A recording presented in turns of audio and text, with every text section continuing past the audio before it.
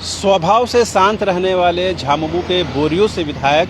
लोबिन हेम्ब्रम इन दिनों अपने बयानों की वजह से सियासी गलियारों में चर्चा का विषय बने हुए हैं। खास करके बजट सत्र के दौरान उन्होंने जिस तरह से सरकार पर यूं कहें कि मुख्यमंत्री हेमंत सोरेन पर आरोप लगाए, उसके बाद कहीं न कहीं लोबिन हेम्ब्रम को खास तौर पर उनके बयानों के लिए याद किया जाने लगा है। बात यहां तक बढ़ी कि लोबिन हेम्ब्रम पत्रकारों के बीच आए और उनके आंसू छलक गए। उसी दिन उन्होंने घोषणा की कि 5 अप्रैल से वो पूरे प्रदेश का भ्रमण करेंगे और खतियान आधारित स्थानीय नीति के प्रावधान के लिए वो लोगों को जागरूक करेंगे। उसी के तहत उन्होंने कई जिलों का दौरा भी किया है। आज लोबिन हेम्ब्रम की चर्चा इस वजह से की जा रही है कि विभिन्न ज़िलों का दौरा करने के बाद लोबिन हेम्ब्रम राजधानी रांची पहुंच चुके हैं और जिस तरह से सूचना मिली है उसके मुताबिक आज शाम को वो एक प्रेस वार्ता करेंगे जिसमें वो आगे की रणनीति बताएंगे। ऐसे में साफ है कि उनका अगला सियासी कदम क्या होगा, ये जानना और ये समझना बेहद दिलचस्प होगा।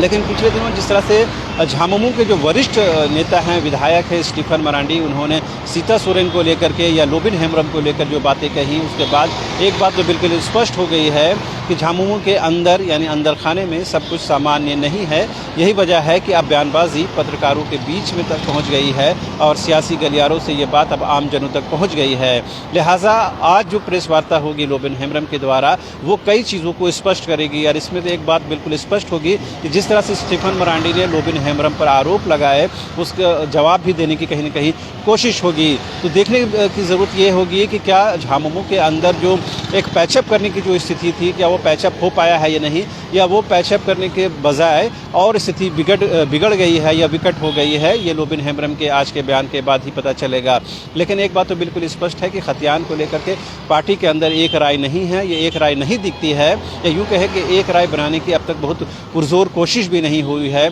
यही वजह है कि सीता सोरेन की बात कर लें